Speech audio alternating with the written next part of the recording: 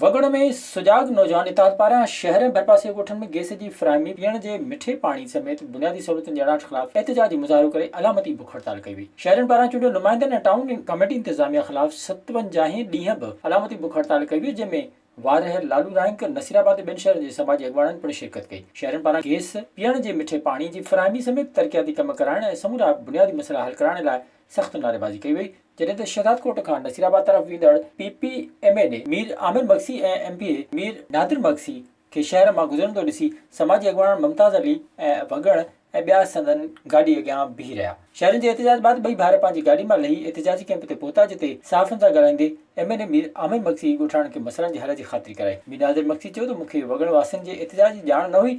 मां खां लिखत में मसइला वरिता आहिनि, जेके हल कराइण जी हर मुमकिन कोशिश कंदुसि। अॻवान जो चवणु हो त MLA आमिर मक्सी ऐं मीर नादिर मक्सी मसइला हल कराइण जी ख़ातिरी कराई आहे, पर हू पंहिंजे जाइज़ हक़नि जे हासिलात लाइ एहतजाज जारी रखंदा।